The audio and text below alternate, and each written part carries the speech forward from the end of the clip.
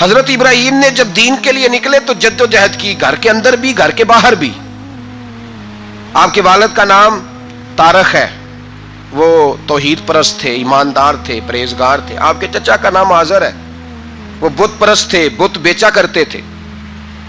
حضرت سیدنا ابراہیم علیہ السلام جب میدان عمل میں نکلے تو حضرت ابراہیم علیہ السلام نے اپنے گھر سے جہاد شروع کیا، لڑنا پڑا۔ گھر کے اصولوں سے، چچا نے جو رواج بنائے ہوئے تھے اس رواج سے ٹکرائے۔ فرمایا میں اپنے گھر کے اندر یہ بت پرستی نہیں ہونے دیں گا۔ چچا کو ایک دفعہ نہیں، بار بار 100 دفعہ سمجھایا۔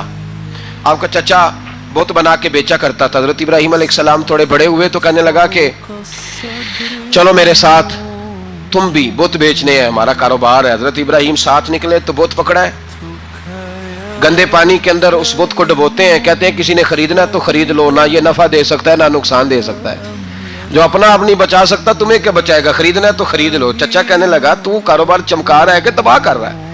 گھر میں بڑے معاملات خراب ہوئے، جھگڑے ہوئے، لیکن حضرت ابراہیم علیہ السلام ایک منٹ کے لیے بھی اپنے گھر کے اندر بھی کمپرومائز کرنے کو تیار۔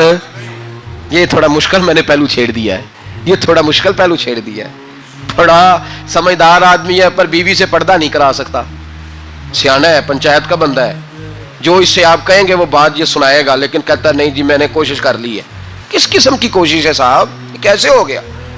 حضرت ابراہیم علیہ السلام نے گھر کے اندر سے فرمایا نہیں کرنے دوں گا، گھر کے اندر بھی ٹکرائے، فرمایا تم جو بھی ہو، پاش کیا چچا کے اصولوں کو، اور باہر جب نکلے تو صرف علاقے کے چیئرمین سے نہیں ٹکرائے، ایم پی ایم این اے وزیر مشیر سے نہیں ٹکرائے، سپر پاور نمرود دنیا کا واحد حکمران تھا اس وقت، دوسرا کوئی حکمران ہی نہیں تھا،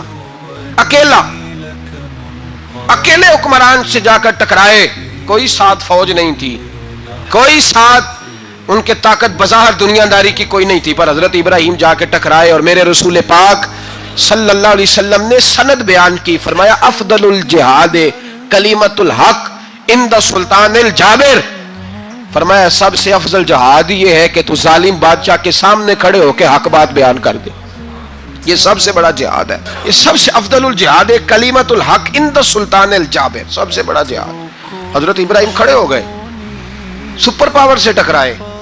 یہاں ہم لوگ حکمتوں کا شکار ہیں، دیکھیں گے، کریں گے، سوچیں گے، اور مولوی صاحب کو ویسے کہتے ہیں آپ پرہیز کریں سیاسی باتوں سے۔ بھئی اللہ کے ہر نبی نے جا کے وقت کے ظالم حکمران کو لتاڑا ہے، للکارا ہے، یہ تو مشن انبیاء ہے۔